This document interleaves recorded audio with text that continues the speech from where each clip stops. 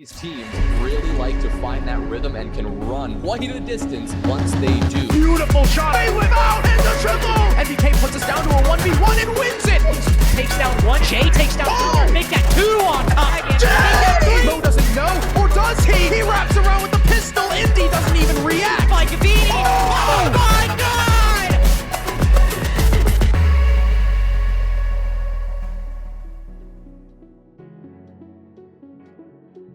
My fellow Americans, it is with great pleasure that I, Lynx, joined by Connor, can tell you that today is the final day of Best of Ones. That's right, after we finish the 4 matches tonight, Connor, it is all best of 3s here on out. But before then, we got 4 games to get.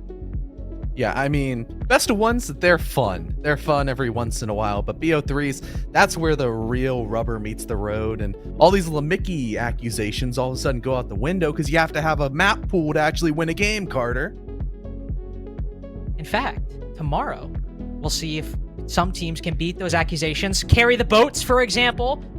By golly, former pro talent going against Senvale to be potentially be eliminated from Element 1. That is not a position I think any of us expected Carry the Boats in, and probably what is the biggest shock so far inside of the stage. But of course, as I just said, we still got those Best of Ones to get through. The dilemmas in Karn and Co's, the slates, the Outlast, some of the more, your administrative affairs we got to get to before we can get to those best of 3s. The first game tonight, of course, will be Outlast versus Taken Kings. Outlast, in my opinion, probably one of the biggest, I would say, positive stories inside of Element 1 so far, because I don't think any of us thought they'd be eliminated first, but they've put up a string of very good performances so far, especially against SSG Academy.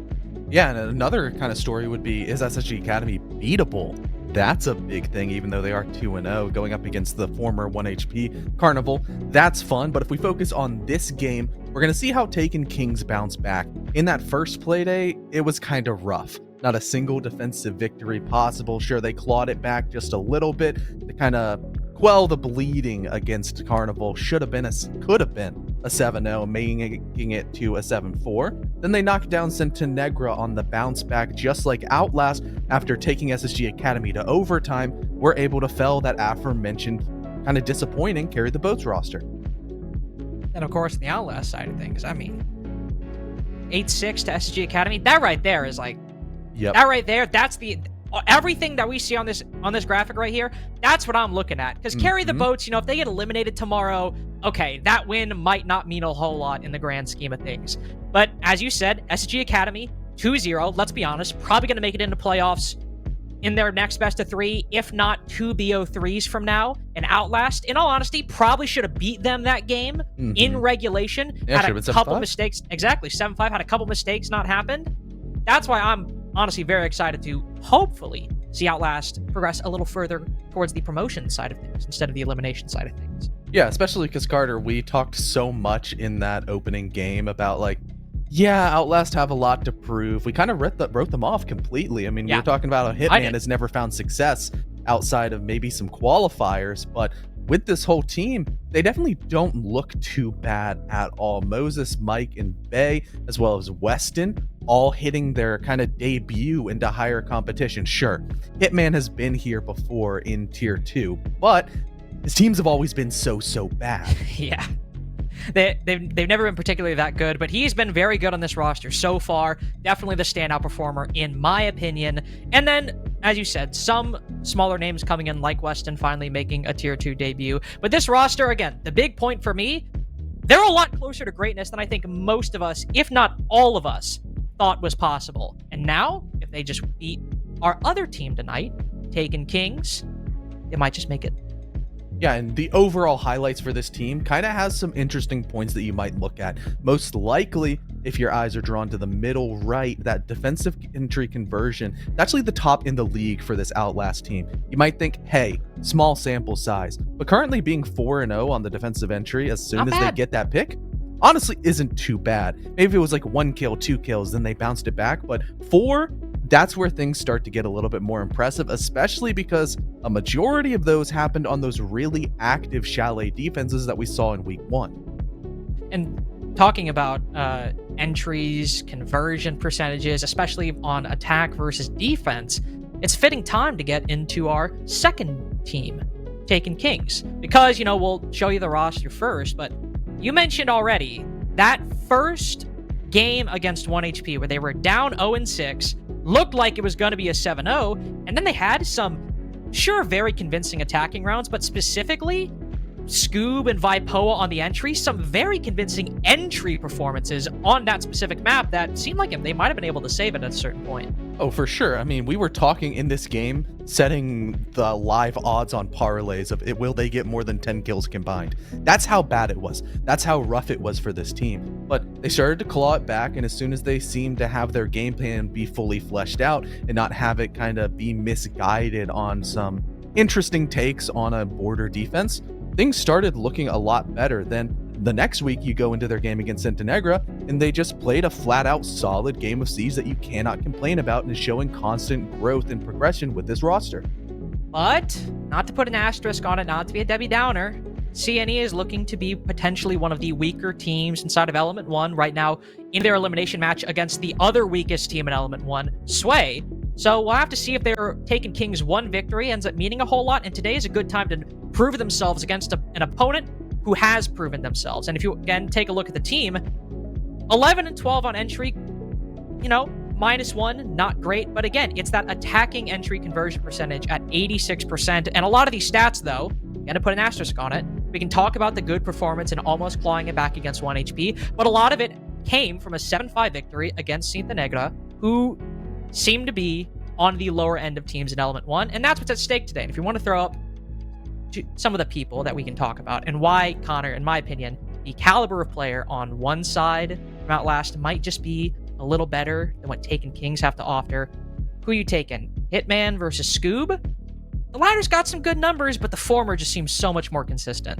Yeah, I mean, Hitman has had running memes about him with his name, just kind of turning it into like Poop Man and stuff like that. But overall, Hitman has been an absolute joy to watch in nearly every single round that he plays. So much so that his stats look pretty dang juiced. Sure, Scoob right down below him is definitely kind of pulling the weight in his direction. But more impressive than anything is that death traded percentage for Hitman on the entry rolls. Right now, across the league, the average is about 19 and some change, so about 20%, which is kind of overall indicative of how the meta is playing with a lot of solo play. But when Hitman is playing with his roster, things look so much brighter.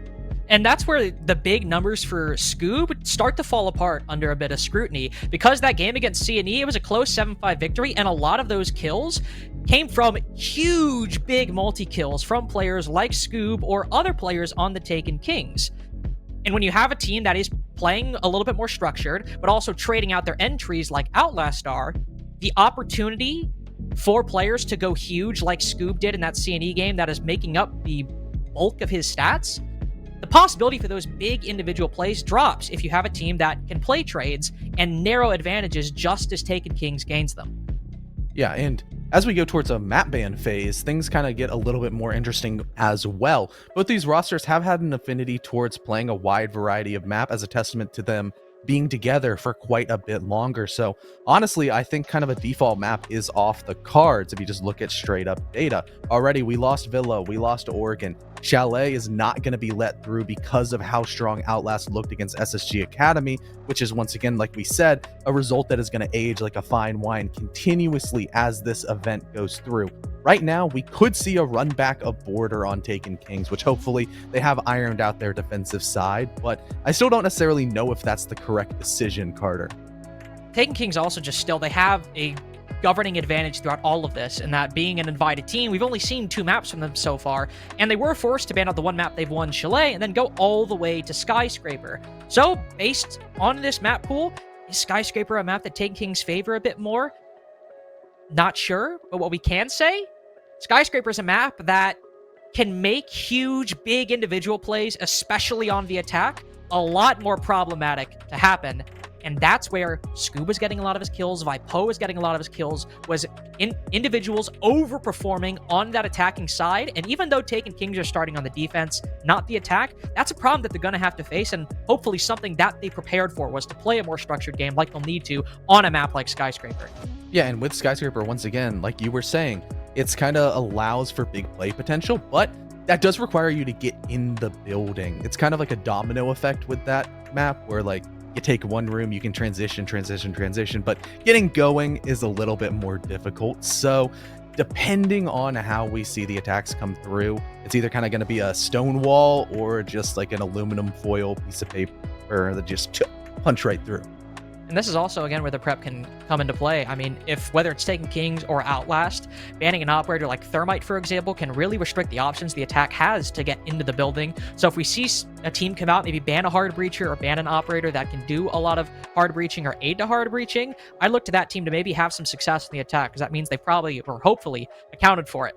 Obviously, all of us, aside from the coin, all real people are siding with the Outlast on this one. And I think, Connor, the way we kind of were discussing the game, how Taken Kings could potentially, in theory, shape up to Outlast, I think the unanimity on our predictions reflects that. We're a bit leaning more towards Outlast as the likely victors. Yeah, I think it's still, like, I'm tempted right now to swap. I don't quite think I'm going to, but this is certainly going to be a lot closer of a game than this kind of unanimous decision shows. Do not let it fool you. Maybe they kind of slightly edge it out, but it's still surprising that we have unanimous in this. I will say, I am shocked that aside from the coin, not a single person, including you, well, honestly, excluding you, I'm shocked that like 2 people didn't pick Taken Kings. But again, for me, it's a simple metric of who have Outlast performed against and how well did they perform? Who have Taken Kings performed against? How well did they perform? They lost 4-7 to 1 HP in a game that had some good things to talk about, but still they went down 0-6. And a lot of negatives to talk about. A lot of negatives to talk about, and their only other performance to speak of, let alone good or bad performance, the only other performance is a 7-5 victory against one of the weakest teams inside of Element 1. If you're just looking at straight betting logic, you can't confidently put a prediction on Taken Kings because that CNE game, it was a 7-5 victory. They did play some decent seeds, but it was very individual and at times sloppy as well. Whereas Outlast, they're not a perfect team, not even saying they're going to make it all the way to playoffs. But I can at least count on them to put up a convincing performance or a consistent performance that I think might just be the problem for Taken Kings. Yeah, I mean, I agree wholeheartedly. So how Outlast stands, better performances against better teams, it's kind of just indicative of how we're going. And maybe we'll see. Yep. I was going to say maybe the rest of the world, the rest of the Siege community does agree. And it's 74-26. That is kind of tough on the side of Taken Kings. But after all, Carter, there's one thing that we know is constant in Best of 1 Siege. That logic is always thrown out the window. That's true. And that's the thing I always got to say. I mean, Taken Kings, I talked about Skyscraper's a map that can kind of flatten the possibility for huge individual plays, especially if operators like Nook or Ying are banned. But it is a best of 1. If you have Outlast on an off day, Scoobs can spawn peek vents as much as he wants. Everything we talked about might not matter at all. The 2 attacking bans so far, of course, are targeted towards specific styles of play. The Nook, more broadly, just to stop anybody from lurking around the map, as because you can sometimes get stopped at certain positions on Skyscraper, Nook can kind of grease the reels, make an execute happen. Monty meant to just stop that backstairs Taken also. Monty's just kind of annoying. Hate that guy. Honestly, this is a strong map for Valkyrie to be left up, which, you kind of got to pick your poison, as well as a zombie with how we were talking about getting in the building initially can be quite difficult. All of a sudden, your full court press on the defensive side has some Kiva barriers to really bolster up these sort of long angles and hallways that you have to push into. So not having a Monty as well kind of creates a little bit of a perfect storm, Carter. Indeed it does, and fitting that we're starting out in Teen Karaoke, where that Montaigne, if he's unbanned, usually sees the vast majority of his plays, sending it up those backstairs. Whereas here, with him not available, Outlast will likely have to go with the other type of execute, which thankfully there is no Thermite or hard breaching ban to speak of, so they can put Mike on that Thermite, send him up to Geisha Wall, open up that side of the map, save those Selmas for the T-Wall later on. Of course, they could still take Geisha and maybe go for a karaoke plan if they wanted to, but still some of the more standard ways of taking this that aren't as linear are open for Outlast to pick. Yeah, and now we kind of just have to sit here and wait to see what kind of pick.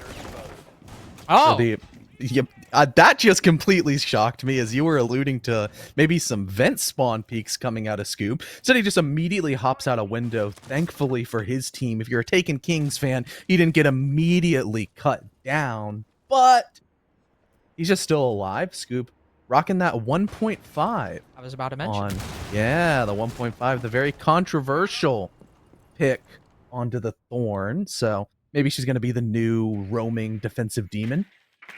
It honestly might be. I mean, you look at operators that do have the 1.5, say like Wamai, for example. Wamai's an operator that, at least with your gadget, you're incentivized to stay alive. Thorn, put down the shield early on, put down the Razor Blooms early on, and then completely focus with that 1.5 Uzi on taking gunfights off-site, like we see Scoob doing right now. And for a player that is performing, at least statistically, as well as him, and a player that is as aggressive as him based off the eye test, this is a great position and a great operator for him to play, and the patch could not have come at a better time. JetCon, on the other hand, caught completely lacking down below.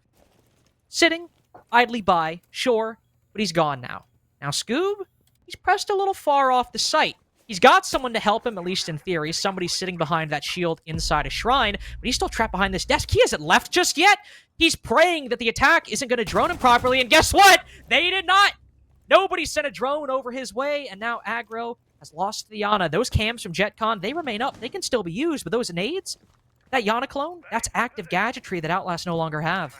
Yeah, and especially with how Outlast do like to attack, they're one of the more patient teams that we have in Element 1, as Bay will take down Rai. That's a core central site anchoring player. And with a minute to play with and a man advantage, I imagine that Outlast are going to almost have every piece that they want, especially when Hitman goes for 2 more. Scoob again with that flank, but now they have the advantage to dedicate someone to making sure that Scoob can't make a play exactly like that. Just a clinical execution from Outlast. Scoob does take advantage of some poor intel, but Outlast not really fazed by it. Once they make it a 4v3, they know they can focus on the 2 off-site and keep one guy watching the other. Yeah, and I was trying to say it before, Outlast, they have one of the lowest, or kind of the oldest, longest average entry time on the attacking side, because they really like to just play a bit more patient and wait for their picks.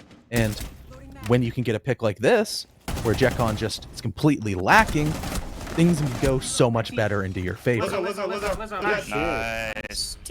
Went away. I'd be laughing too, mostly because they start off winning a skyscraper attack on one of the primary bomb sites. This is a map that very much leans defender-sided, so the more rounds that Outlast can snag away from Taken Kings, they are looking in a prime position, at least in theory. And so far, the individual play from Taken Kings, though it's only been 1 round, has fairly effectively been minimized. They sure drop a body, but it doesn't really scare them all that much. They continue on with the take, get the kill, and then say, all right, you can have that part of the map. We'll just cut off your rotation back, and that's that. Moving over to Exhibition and Office now. Maybe a little more aggression from Outlast. Bay decides to rock the Amaru. See what window he decides to fly into. Probably, I'd have to imagine, on the other side of the map.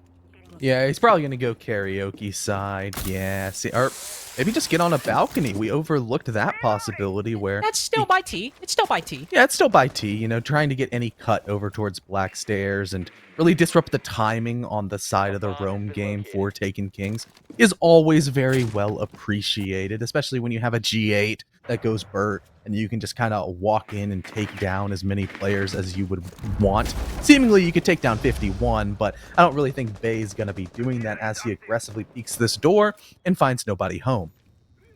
Scoob is close by, but a lot of roamers are stationed over by this side. Burnt Turka and the Aruni was here just a few seconds earlier. Scoob likely knows. Well, he'll know now that somebody's down below. Oh, Vipoa gives away the game. Caught mid-spray and does a hell of a lot of damage to Bay, but doesn't close the kill. That gives Outlast the advantage now. And they know that the Frost is over on this part of the map because Scoob was shooting the drone earlier, and based off last round, they know Scoob is not very likely to give up that position anytime soon, especially if he feels like he has room. Outlast are in a bit of a disadvantage, though. 6 drones now gone, only 4 remaining, and over half the round to go. You have to be very diligent and economic with their remaining intel gathering. Yeah, and probably my favorite thing about Outlast attacks have been that they put pressure on so many different places at the same time. It feels absolutely suffocating on the defensive side because where necessarily do you look? They feign pressure really well, and they seem to have great timing where players like Hitman and the rest of the team can just seemingly get into areas that they shouldn't. So as soon as this push is rotated more towards a front side, I imagine that somebody's just going to hit it from the back and probably cause so much damage to the Taken King structure. Let's see who that is, of course. Outlast trying to tangle with these feed holes on the wall. They use a smoke grenade to do it. They've blown open the left side to allow the Thermite to run in and plant. Dokkaebi will hold the cut. Ooh, a very impactful trade. Outlast might lose one body, but they maintain their man advantage, and that allows the Thermite to get into the site. Knows the mirror, or somebody's probably playing minibar, so he'll hold the angle before dropping the plant. The rest send it into office. One player down, but not finished off. Aggro will get the kill. No trade even needed. Finally, the Thermite runs out from the site. Huge play from Scoob, but it might be a heat check. Mike tagged. You have to put the bomb on the floor now. Hitman did hit the back like you said, Connor, but there it goes. Meeting the same fate as Scoob. There we go. A closer and a very near clutch from Scoob. Thermite just making his way into the site, and with a lucky Z-ping, closes that one out before it can get too crazy. Yeah, that was almost a shaky moment where it's like, oh, he just peeked me. Because most of the time you'd almost expect like a little bit of patience to be played. I think there was still like 25 seconds left on the clock, so not necessarily as much of a time crunch in a 1v1 situation. But at the end of the day, the Thermite of Mike made the big play. It almost was like the Taken Kings expected the back hit, the hit from the main stairs up through the reception area. That's where a lot of that gunfight went down. That's where Bay as well as Hitman were trading each other. A DB&O for a body is definitely in favor of the attack, and we saw the minibar player didn't know where to look because he was absolutely suffocated. As soon as he kind of got hit with the siege timing, he switched angles. That's where Mike appeared, took the entirety of the bomb site, and it was a situation that shouldn't have been losable. Thankfully, it wasn't, but at least Taken Kings did make it pretty dang close. Now Outlast have 2 rounds on the board. They've won both primary bomb sites, and they've created a lot of uncertainty in the mind of Taken Kings. Neither primary is safe haven for the defense. Now they have to fight back, not only just to hopefully equalize the round count, but also change up their strategy. And I definitely think, first and foremost, you might want to go for the big play, but I think having Scoob fall back towards site a little bit earlier, especially with the damage that Taken Kings have shown they're capable of doing to outlast drone count, bring it down to 4 with still half the round to go last round. Stay enough to shoot some drones, but don't leave Scoob to make a play behind the minibar. Bring him back, let that firepower remain on the site once Outlast go for that push. Yeah, especially if he still had a nitro cell in pocket, which I do believe he did, and all of the head holes would have allowed a potential retake strat, or just denying the plant in general with, everything is kind of a soft floor. They didn't have downstairs below, but maybe they could have retaken, but overall, Taken Kings, as Scoob was extended, seems to have listened to you wholeheartedly. There we go. Carter. Immediately, Scoob makes that necessary adjustment. He falls back. He doesn't die. Instead, Bay falls at the hands of Burnt Turkey, still on the lower extension, getting aggressive to the exterior windows. Now this forces Outlast to make a difficult calculation. You're in a man disadvantage, and given what you saw in round 1, JetCon might still be down below. That is a C4 that can go from below the site like you talked about, Connor. But now, Outlast don't have necessarily the resources to dedicate someone to fully taking him out, or at least to make it comfortable. Hitman will go for the lurk. Knows that JetCon is probably down below. They were able to catch him off guard last time. Surely the same thing could happen. Surely that the Valkyrie might be looking the wrong way again, and the C4 completely nullified. 2 times now, JetCon caught looking in the opposite direction, right as the entry creeps on in, and that's your vertical pressure now gone. That's like a fool me once, shame on you, where, the first time, the door that now JetCon was watching was where Hitman entered. Oh. And then he switched it up. Got him once again, and that's just unfortunate, especially as now Vapoa falls, down goes your smoke. However, Aggro gets, like his name, he goes even more aggressive, more picks flowing the way of Outlast as they can just continuously go and force Burnt Turkey to ace to win this round. 1 HP too, a difficult proposition, though Scoob very nearly clutched a 1v4 last round. Maybe Burnt Turkey's got some of the same energy. Oh no! A little too close to incredible. Both players on reduced HP. Aggro knows his position, but he doesn't have the diffuser. He's got to pick it up. Too long to go for the kill, but thankfully he knows Burnt Turkey's over by Geisha, but with it being in long haul, You might just have to make the decision. Might have to go for the gunfight. Burnt Turkey can see it, can land the pre-fire. Again! The clutch robbed by Outlast. A 1v4 to another 1v4. Neither result in a win for Taken Kings. That is just so incredibly tragic because I was an Austin believer. I was a believer in the burnt turkey there in that moment, but the 416 recoil got a little bit too far. It got a little bit too far away from him. And now we're going to finally see one of the tertiary bomb sites come out from Taken Kings, as Outlast already has the 3-0 split. It seems with Taken Kings, the defensive woes might be on a different map of Border, now applied to Skyscrapers, still stay prevalent. Look at how bad things are getting. I mean, they're going to TN Barbecue. They're not even adjusting their exhibition defenses. They're just trying to keep Outlast guessing, keep them trying to react, do setups. Maybe you can get a play like Scoob managed to do, but nothing from Taken Kings has worked so far. Even the adjustments of reining Scoob in, having him play closer to the site, it forced Outlast to burn some more time to use some more utility, but JetCon still seems ripe for the picking if you station him below. You're just able to catch him off guard, flank from the opposite side. Sure, it's probably just siege timing. Sure, a little bit of luck is in play, but in a best of one, luck, timing, if those things don't go your way 3 times in a row, at a certain point, it might be more indicative of a grander failing, or, hell, maybe Taken Kings really are just that unlucky. Yeah, I mean, it almost makes you think that JetCon's just kind of put on an island set to die, and maybe in scrims or other game days across other T3 leagues, he was able to make these things happen, but the competition here at Element, it's a lot higher. This is a welcome to the league moment where you're not going to get away with a lot of the shenanigans that you might in other competitions because everything's just so much harder. One adjustment, maybe if they had supplemented one of his Vout cams. That's what I was thinking. Yeah, throw it in the pantry so he can not have to worry about 2 areas and be exposed to a potential pinch. Could have been nice, but honestly, I don't think this bomb site is going to be on the cards as the Frost Mat gives JetCon his little bit of revenge onto Hitman. No longer will he be looking the wrong way. He catches a nice Hitman Pokemon. Definitely a little bit of a silly way to lose not only a potential man advantage, but also one of your premier players on Outlast, but they have that 3-round buffer gained by the attacking wins. They can afford to make a mistake here or there, whereas Taken Kings are not in a similar position. They still acquired some useful map control, can make some inroads toward that top floor thanks to Bay acquiring Shrine, but they need to get a little more. Mike's still hanging out over on the back side of things. Clearing out that Geisha hatch is very important for anybody trying to take this bomb site, unless you really can not only clear out everyone down below in one fell swoop, but also contain that top floor. That strategy, though, requires someone to go huge, requires those kills to start flying Outlast's way. They've lost both gunfights offered to them. Yep, and with only a minute 15, not really any map control, both of your traditional entries biting the bullet, it's not necessarily looking too good. Sure, Weston is going to take out Vapoa. That was the extended cap can, which could have been nice potentially for a C4 late round, but at the end of the day, if you trade a cap can for an Ashiana, that's going to look pretty dang good. No more explosive utility, no more nades, no more really soft breach potential, besides the breaching charges in the back pocket of the ace. But everybody's dead in unison as they kind of just tried to gather everything together, throw it towards site, and salvage a round away. And that was a disgusting shot from Weston.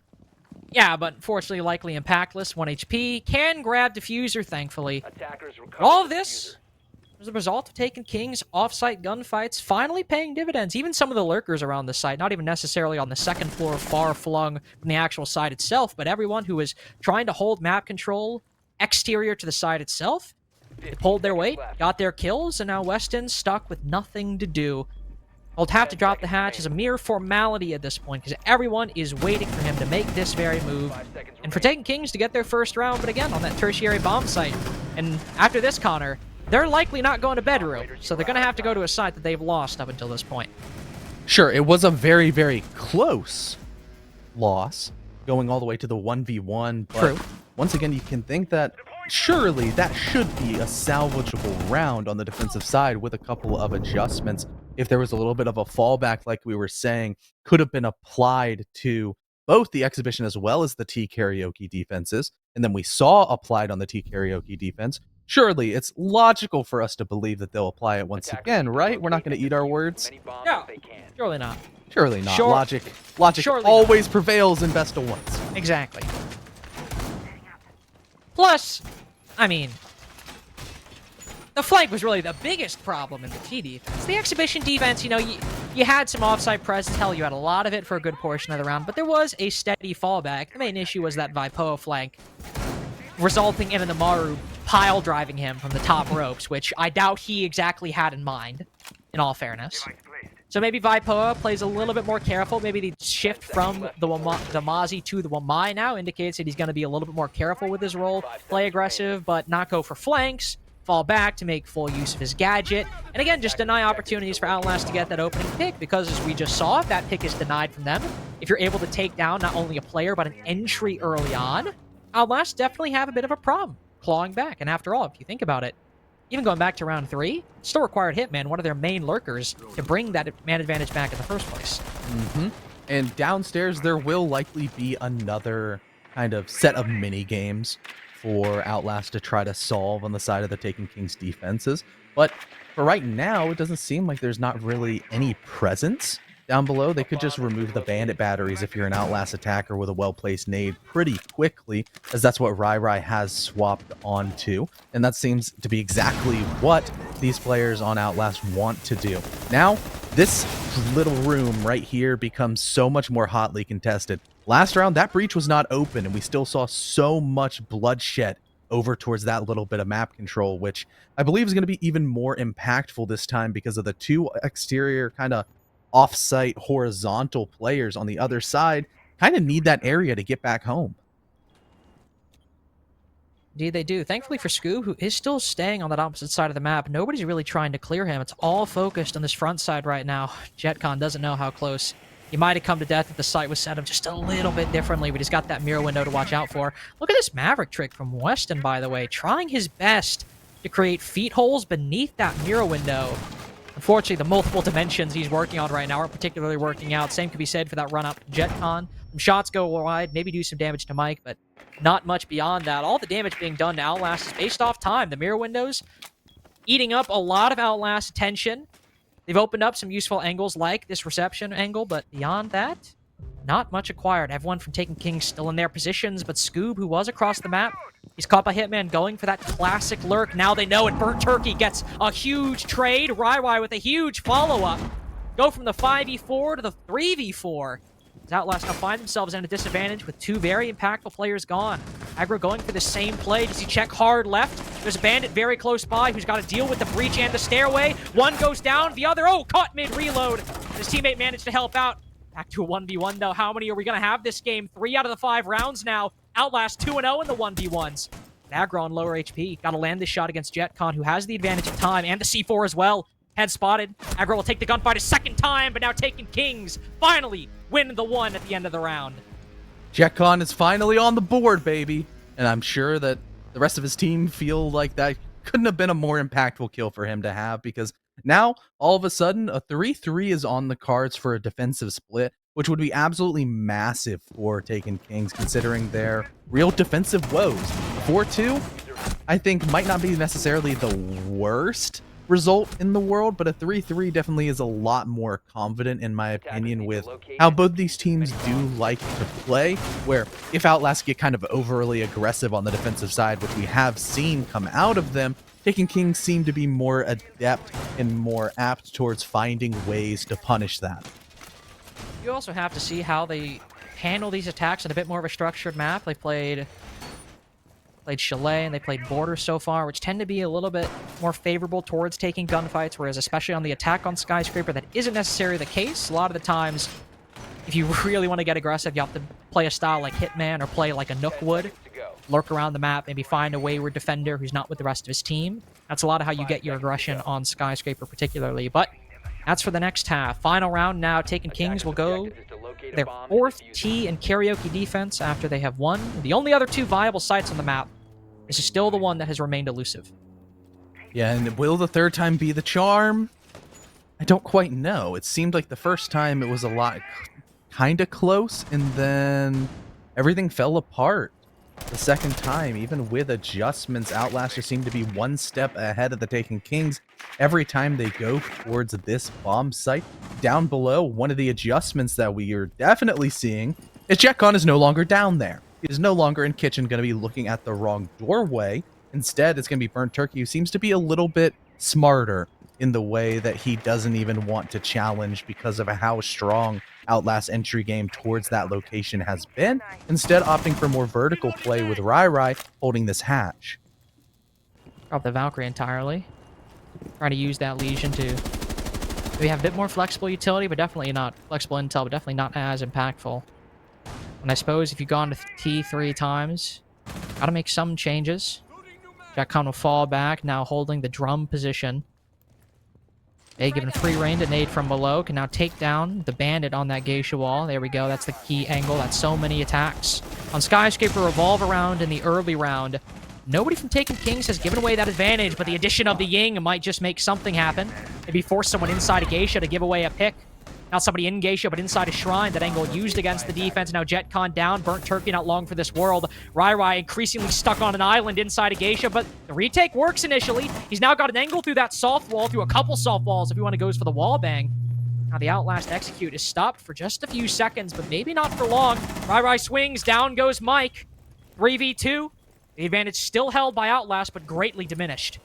Yeah, and if you look in the back pocket of Vapoa, he's not dead early this time, so he has the Toxic Babes that will kind of really milk the time and can stop all the aggression that Outlast wants to go for. Considering Bay as well as Hitman are still left on the board with a little bit more of an aggressive gun set and skill set, things are still possible for them to blast through, but I still think at the end of the day, it goes into the favor of Taken Kings. They can really lock things down, but still, with 35 seconds left, Outlast need to make a move. If they do, one player each has a drone. You have that Yana clone as well, but not a lot of secondary utility that can really help you. Maybe an Ash charge for primary to open up a new angle, but 20 seconds now. Nobody's really going to drone. You got to go for these kills. Rai and Vipoa can hold on to the ladder. He's used all of his smokes. Only time wasting and kills that C4, and that's nullified for the remainder of this round. Vipoa's got the idea. He's got the wraparound. But the Yana's watching. There, no, that's his only option. 4-2 on the attack for Outlast. We really got to hope that our praise of these Taken Kings attacks in comparison to their defenses holds true if they have a chance at winning this. I don't like the decision from Rai to stay extended in that hold. It really just isolated out his teammate. The Toxic Babes weren't really that impactful overall. Maybe there was a consolidation inside of T or inside of Karaoke, kind of both players playing together. Things could have gone their way, but instead it was just giving a series of 1v1s as opposed to that 3v2 situation that really led Outlast to be able to take it seemingly so easily in a situation that shouldn't have been easy by any stretch of the imagination. But as we swap onto the side, you mentioned it, we've been giving a lot more praise to the side of a Taken King's attacks as opposed to their defense. But equally so, Outlast do have a quite innate ability to make some magic happen on the defensive side. It's also that we've yet to see Taken Kings really tested on a map where you can't always get away with somebody pushing in aggressively by themselves and getting a huge 3K, or a map that lends itself to pinches as well as Border does. This is a map where your utility game, the angles you can open with hard breaching, with EMPs, with other utility, is just as important as actually going in and getting those kills. The lineup right now for Taken Kings, their hard breaching is very minimal, at least in terms of the angles it opens. You've got the Selmas and the hard breaches, so you can open a lot of walls. Nothing as big as a thermite charge. A lot of it is going to be very restricted. Vipoa, one of the main entries, his gun is probably going to be up for a good portion of this round. He might be one of the people on the forefront of these engagements. Once he uses this hard breach charge on the office wall, he'll likely maybe even vault into a window of that wall itself soon after. C4 prepped and ready. Hitman sends it out. Vipoa just dodges it. Backs off without even knowing that a C4 was nipping at his heels. Yeah, seemingly lucky from the side of Vapoa. But on the other side, your main hard breach and seemingly top frag in the side of Burnt Turkey, he falls due to some quick aggression coming out of the side of Outlast. They are starting to fall off of this extended hold now, but that's because they were able to pick fruit off of the tree. And when you get an opening kill, Taken Kings, they sure have a great conversion on their attacking side, but their resiliency isn't quite as high. With that ace gone, That's not really Geisha you can open up. That's not anything you can open up at this point. You just got the one can opener, and that's it. What are you going to do? Vault through it and give the defense a prime opportunity to pre-fire you with not many angles to cover from otherwise? This is very difficult taking Kings for Outlast as well. They've got one C4 still remaining, but they've got the deployable shield from Bay. They've got the Kiba barriers from Aggro that he can still put on this Shrine door. Just put another one right as the grenade destroys it. Force Scoob to use his remaining grenade or JetCon to use an Ash Charge. Outlast are winning the utility game right now, and they still have the vertical control. Mike putting down that C4, waiting for them to inevitably take control of Shrine when we get to the last 30 seconds, 15 seconds. That's when that C4 is going to have big impact. Oh, so at least Burnt Turkey had pre-placed a Selma on the muted wall. So that's good. Even from the grave, his utility is bringing forth something to his team. That is absolutely massive and something that we over kind of saw. But Vapoa, he's standing right on top of a C4, but the call from the defense doesn't come through. Scoop, he's going to take down Bay. A massive pick so far, but they didn't quite drone out Aggro, and the pinch from down below as JetCon is just a little bit too little too late. Then Kings have that 3v2 now with Weston hitting the floor. Hitman claws it right back. He's harried to the back line, made it difficult for the attack to maintain control of both Shrine and Drum. Somebody feels obligated to dedicate some attention to this flank as Rai pushed all the way up with the diffuser. Two very isolated players at the moment for taking Kings, focused on very different angles. That only puts Rai with his gun down now in a compromising position. No one knows. Bomb now goes down. But it's a 1v2. Outlast reset, play the angles, play the man advantage. This should go their way. Rai turns at the worst time possible. Don't even need to play the 2v1. Mike can just take the individual engagement, take the defuse too. Win the first defense for Outlast at that. And it almost seemed poetic that the very hole that JetCon opened up to try to apply pressure opened him up to another angle even deeper away from Mike. As now 5-2, things are starting to look a lot more dire for taking Kings. They found some success on the attack. Yeah. Karaoke last scene. Nice job. One away. Comms, Mike. One away.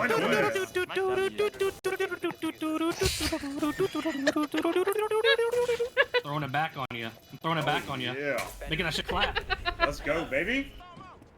But not as much success as we see Outlast, as their vibes are sky high. What do you want to do? You think this is a joke? You're 1-1 in Element 1. You think this is a game?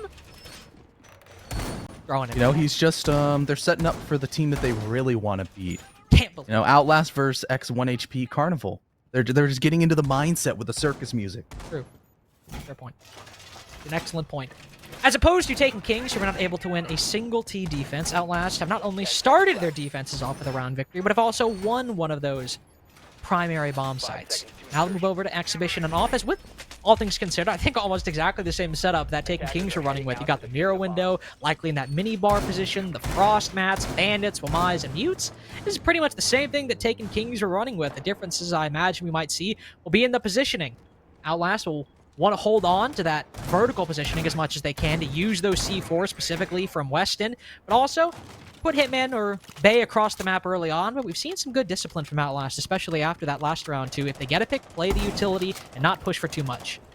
Yeah, and then for me, a lot of the pressure kind of falls onto the shoulders of Rai and how the Candelas get utilized. I think, honestly, the best way to utilize them would be to isolate out one of the defensive roamers and try to blind them away, pressure them, get that free pick. But with the current positions of a lot of the Taken Kings players, it seems to be a direct take in the heart of the cards. So, as a little bit more utility comes through, we're seeing the aggression from Mike, who's really feeling himself continuously on these runouts, applying pressure, making sure that people can't just walk up to the wall, get that breach open, because almost as soon as the office wall is open, it seems like the defense can kind of be over.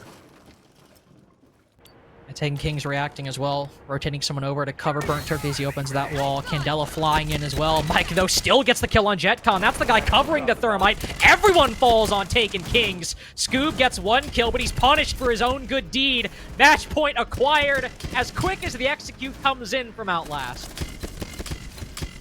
Yeah, I was going to say, everybody look in the bottom right. I imagine we're going to see question marks or something come out of the side of Outlast team chat, but I mean, a W execute, that's kind of a Yeah. Execute diff.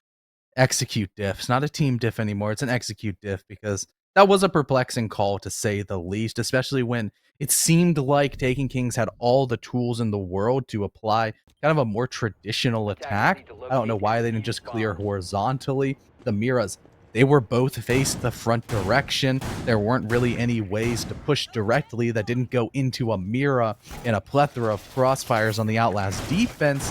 So at the end of the day, just kind of a read diff, a poor read from the IGL. It doesn't have the same ring to it. It doesn't. It doesn't. Reed diff. That's when you have Reed Singh playing against Reed Adams. That's the Reed diff. That would be an insane read diff. Shout out to both of them. Gone but not forgotten. They're still alive. They That still just play made me anymore. sad. They still play I remember anymore. the good old days. They were playing like a year ago. I'm Yeah. sad. I'm sad Reed Singh doesn't play anymore. He's a very good player. Very enjoyable player to watch. But he doesn't. You know who he's playing? Hitman. And you know what? For a guy who's been around the block, having a solid game so far. Though Mike taking the cake, 12 and 4. The 3 KD for you people who are not as good as Matt. Or haven't learned your division tables yet. As to Outlast have moved to their final site.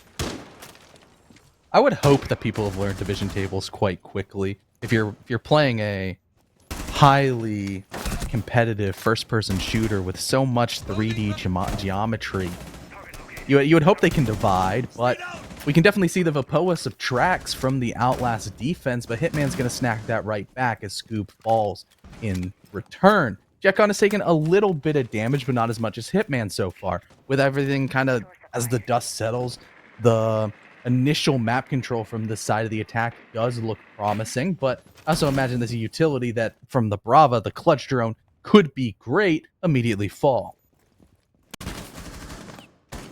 They flirting with another engagement. Jetcon, the same can be said. Ooh, pre-fire doesn't land. They decides to crouch instead of stand. That gives Jetcon the disadvantage and a lost opportunity to get that 4v3. Aggro, again, playing after his namesake, but certainly not in effect. Jetcon finally gets his gunfight. Doesn't waste his opportunity. Outlast back to a disadvantage now. This roam has generally been cleared. Bay the only one left. At least inside Geisha, direct position to contest. Ooh, 2 line up for him. He uses everything he has, but the C4 finishes it. The spray doesn't work, so use that utility, compensate for some missed bullets. Vipoa can make things happen. Gives away his position before he can make it. Now on half HP, he's got to hope him and Rai can maybe lurk a little bit. Stop a regulation 7-2 victory. I mean, Hitman and Bay both on low HP or reduced HP in the case of Bay. Rai on the second floor, Vipoa on the first. They've got a minute to reset. Outlast can just stand in these positions. They still have a C4 too. Not even necessarily to play vertical, just to toss on over. There's holes in that soft wall. Once Rai drops, Hitman can rotate into position, maybe C4. No, he's a ways away. As the smoke grenade lands, the bullets from Vipoa do as well. That's one of the lower HP players, and the worst for wear, Hitman. He's still on the board. Second smoke canister out now. Valkyrie swings. He'll regret that till the end of his days. Hitman, he's got that C4, but everyone wants a piece of Vipoa, and nobody gets a single bite. Really well done. That second shot was incredibly sparky, I might add. That was a disgusting flick onto the aggressive wide swing of the Valkyrie, but now Taken Kings could potentially get a little bit of things going, a little bit of momentum, but where that's also a tertiary bomb site, so how much of an asterisk do you want to put towards having a man disadvantage and somebody sitting next to site and having 3 people peek him over and over again?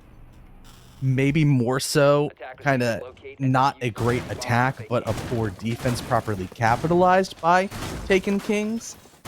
And the 7-2 victory versus a potential 7-3 victory at the end of the day doesn't necessarily mean that much of a difference, Carter.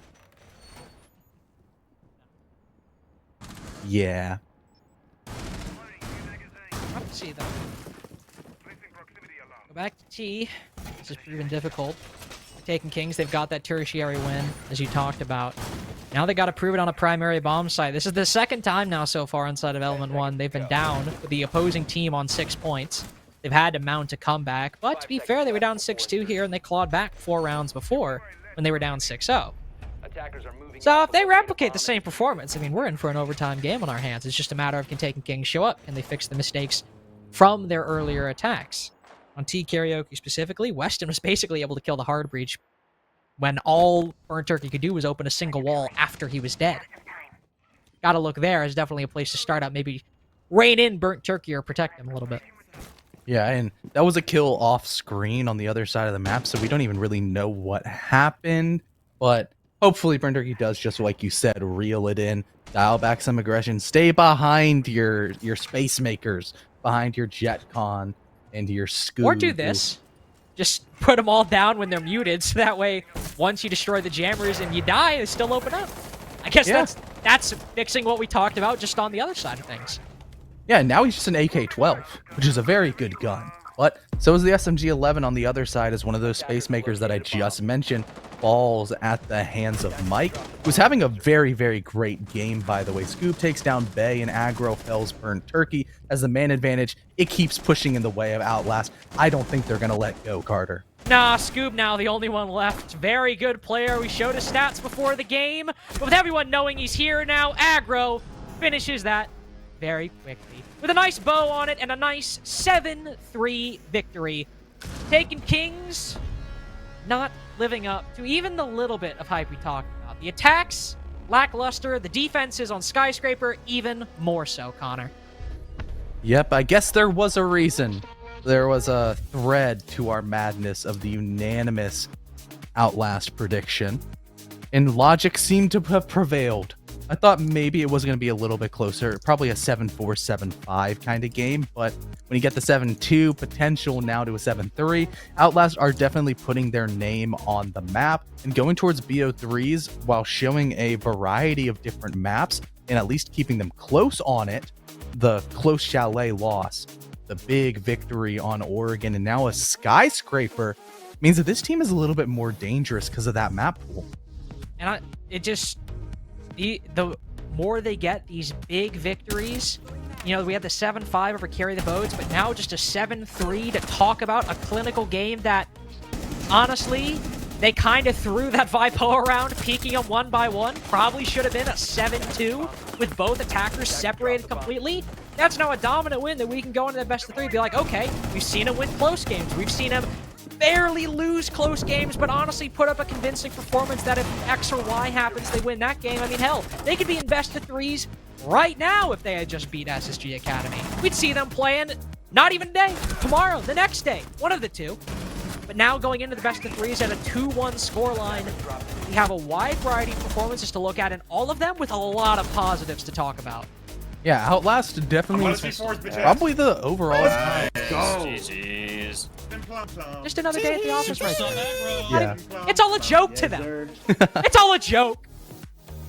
Yeah, I mean, the overall, the vibes on their team, I just didn't even want to interrupt because they just seem so happy. You know, you just got to let them go with the listen-in. So, but as Outlast just continues to progress, they just become better and better. They look better and better. And it's a team that was obviously slept on coming in through the quals, that people might have had issues with kind of which teams came through, but they earned their spot regardless. And how Outlast is seemingly looking like one of the best teams to come out of quals, maybe besides 1HP, now Carnival. Things just go even more crazy with some of the invited teams that are underperforming as well. I'm trying to think.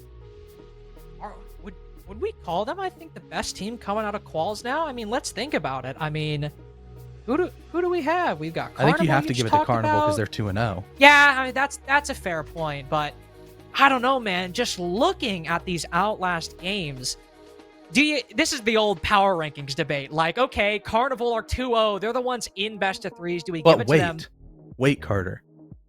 I'm waiting. I'm holding. Carnival plays against SSG Academy, and they'll have the common denominator of whoever gets more rounds or looks better against SSG, that's who we give the edge to. But that's what I'm talking about with Outlast, is like, sure, maybe based off standings we got to give it to Carnival, but these Outlast games, when they've lost, they've been damn close and still looked good, and in the games they've won, they've looked even better. Take a look at these stats. I mean, Bay, who's on like flank watch most of the round, except the one round where he lurked as Amaru and got the opening pick.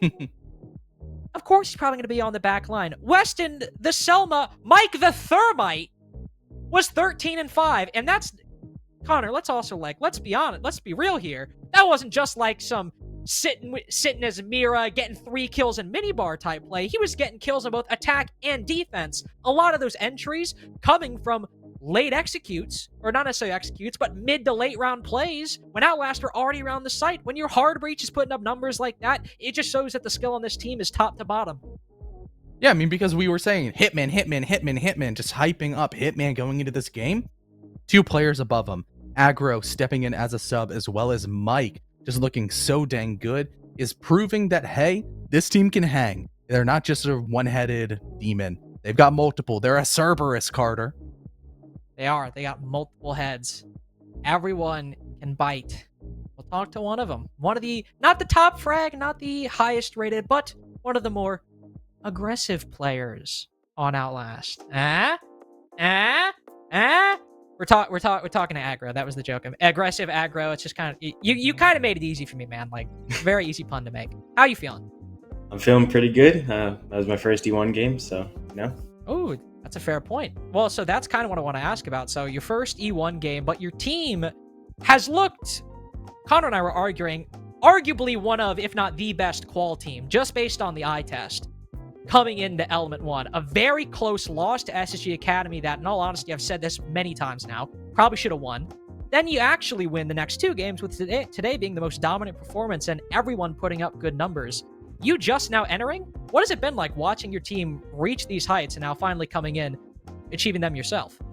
Yeah, I mean, from my perspective, I've personally been watching them from the outside. I literally have not played with these guys like at all, so that is kind of like a last-minute sub because Moses couldn't play. Yeah. But yeah, I mean, they've looked really strong from their games. A really close game with SSG ACAD, and then what was the other one? What was it? Carry the Boats. There we go. Carry the Boats. Oh, I got they it. look strong there. Yeah. Mm-hmm.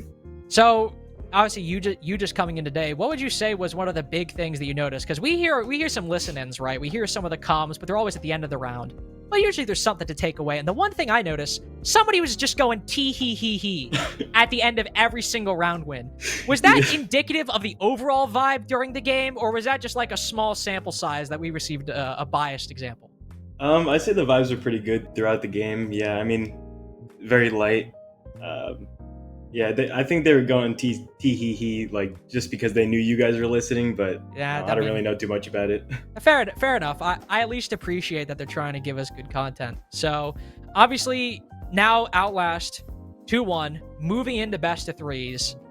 Do you think the team has the depth to contend with a lot of these opponents? Because if you're looking at the people in best of 3s right now, I mean, SSG Academy, Aerial Arise, a lot of teams with a lot of experience on the roster, whereas you guys coming in from quals, you've got some, but at least in comparison, definitely a little bit newer. Do you think best of 3s are going to be where Outlast really shines, or are best of 1s where it's the most entertaining at least? I think absolutely they have a really good chance, or I guess we have a really good chance in BO3s, especially because these guys have been together for about 6 months now. Especially against like the weaker teams, I think they'll stomp like any team. Aerial, it will be a pretty close game. I think they still have a really good chance to beat Aerial though, given how strong they are as a team. But yeah, I think. So you really good chance. You do think that this Outlast team that we've seen perform very, very well so far, especially against top opponents, you think they got it in them to beat some of the grand final contenders? Absolutely. I mean, even playing with them today, like really good comms, really good energy, really good coordination as well. Yeah. All right. Well, thanks for talking to me, Aggro. I appreciate it. And hey, good performance today. Thank you for stepping in. Appreciate it. Thank you very much. Have a good one. You too. I mean, 7-3 with a sub, arguably 7-2 on Skyscraper. I don't know about you, man. I don't know about you, but I felt, like I was maybe being a little bit biased after that 6-8 loss to SSG Academy, but my take is just aging better and better, Connor, as the weeks go on. I mean, they were even just able to shut down an absolutely clinical performance from Wimpy. There That's you probably go. like the best Wimpy game that we've gotten to see in like years. Oh, he was Wimpy really cranking masterclass. back the clock, but unfortunately not enough. Today was enough for Outlast, of course. Next up, we have Wildcard Aces going up against Osiris. But before we get there, we'll take a short break, so don't go anywhere. JJ versus Bio right after this.